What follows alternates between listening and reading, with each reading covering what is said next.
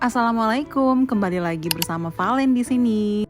Hujan-hujan gini enaknya tuh ngemil. Jadi di sini aku mau buat Sanggara Balanda versi gula merah. Kalian udah pernah coba nggak sih Sanggara Balanda? Jadi di sini akan aku modifikasi sedikit Sanggara Balandanya pakai gula merah. But anyway, aku mau kenalin dulu nih si nona manis yang ton warnanya itu eksotis banget. Ini dia gula merah dari Polewali Mandar. Jadi Polewali Mandar itu adalah kampung aku dan gula merah ini wajib banget stok kalau habis pulang kampung halaman. Dan ini dia bahan-bahannya. Tanpa berlama-lama, ayo kita buat. Pertama-tama kita akan larutkan dulu gula merahnya. Di sini aku menggunakan 300 ml air, tapi ternyata kebanyakan. Aduh, baru di awal aja udah salah nih. Jadi untuk ukuran gula merah yang seperti batok kelapa ini, airnya kasih 250 ml aja ya. Sembari melarutkan gula merahnya, akan aku goreng kacang tanahnya. Kita oseng-oseng sampai dia warnanya itu kecoklatan. Dan jangan sampai gosong. Dan ini aku cek gula merahnya udah larut. Nah itu dia tadi, 300 ml itu kebanyakan. Jadi di sini aku tambah lagi gula merahnya biar gula merahnya itu kental. Dalam melarutkan gula merah ini juga nggak boleh pakai api yang besar ya. Karena kalau apinya terlalu besar itu nanti menyebabkan gulanya itu akan hangus gitu. Dan yang pastinya gulanya itu akan mengeras kalau dia udah dingin. Jadi untuk melarutkan gula ini tuh perlu hati-hati banget. Karena selain nunggunya lama, gulanya juga mahal. Kan kesel dan nyesel hasilnya kan. Nah, di sini lihat kan aku ngaduk-ngaduk gulanya biar gulanya itu nggak ada yang nempel di bawah. Pokoknya sambil aku aduk-aduk dan ngecek apakah dia udah kental atau belum. Nah, ini dia kacang tanahnya udah kecoklatan.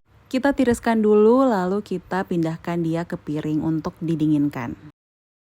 Selanjutnya akan aku siapkan mangkuk untuk menyaring gula merahnya. Kenapa kita mesti saring? Karena gula merah ini ada bulir-bulir kelapanya, tuh lihat kan? Dan ini penampakan setelah disaring, ini masih agak encer, dan ini kalau setelah didinginkan dia akan mengental seperti ini. Selanjutnya kita pecahkan 2 butir telur, kemudian kita kocok lepas, dan kita siapkan untuk membaluri pisangnya. Di sini aku udah siap membaluri pisangnya. Dari telur yang sudah kita pecahkan tadi, kemudian akan kita goreng. Kenapa kita pakaikan telur? Kenapa nggak langsung digoreng aja? Menurut sepengetahuan aku nih, kebanyakan aku temuin Sanggara Balanda itu emang ada tekstur telurnya gitu. Jadi kayak semacam lapisan kulit luarnya si Sanggara Balanda. Di sini aku udah siapin alat blendernya dan kita akan memasukkan kacang tanah goreng yang pastinya udah dingin. Karena kalau panas dimasukin ke dalam chopper itu bisa bikin tutupan choppernya itu meledak gitu, Bun. Sementara blender ini adalah blender lama. Dan ini dia tekstur kacang tanah gorengnya. Jadi nggak perlu halus banget ya. Di sini aku tengok-tengok, rupanya pisang aku udah selesai nih. Dan aku akan siap mengangkatnya ke dalam piring pastinya. Dan seperti yang kalian lihat, ini adalah anakku yang semangat banget terjun lapangan. Dan lakukan hal yang sama dengan sisa pisang gorengnya. Setelah pisangnya dingin, kita akan membelah pisangnya seperti ini. Tuh, lihat kan? Kenapa nggak kita belah dulu sebelum digoreng? Karena kita akan mengisi belahannya dengan kacang yang sudah kita blender tadi. Tuh, lihat kan?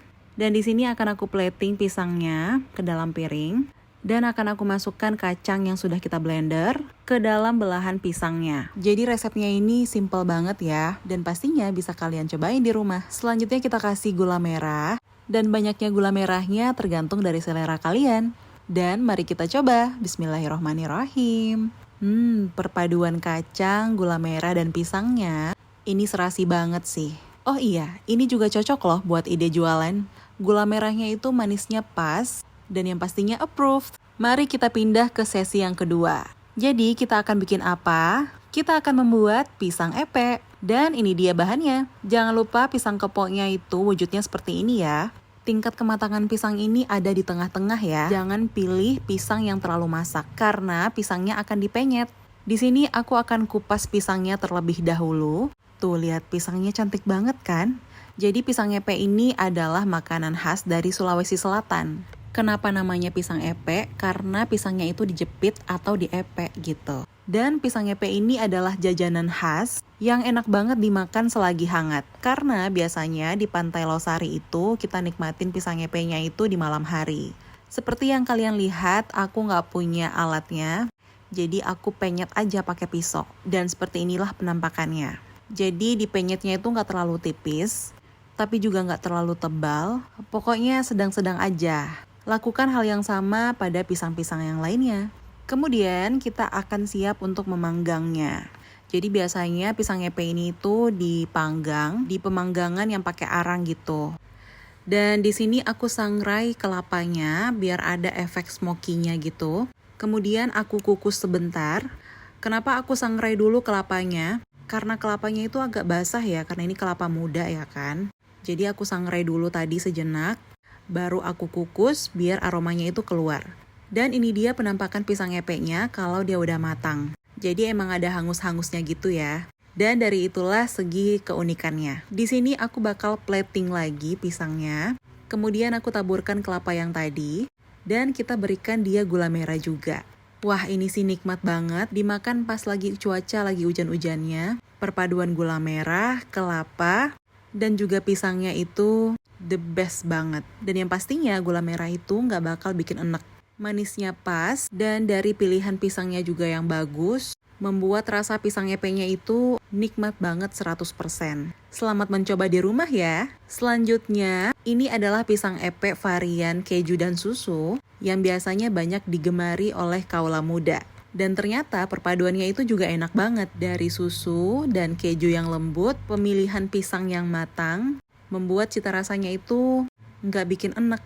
Justru malah rasanya itu unik. Dan yang pastinya soft banget. Dan itu dia tadi 3 resep olahan pisang yang bisa kamu cobain juga di rumah. Karena resepnya ini sangat simpel. Pisang ini akan aku stok di kulkas sebagai cemilan untuk disantap bersama keluarga. Apalagi kalau musim hujan gini tuh bawaannya lapar mulu. Ada yang sama gak sih? Dan aku akan menyimpan gula merahnya juga sebagai stok jika sewaktu-waktu diperlukan sebagai tambahan olahan masakan yang lain. Terima kasih ya sudah menonton. Dan sampai jumpa di resep selanjutnya.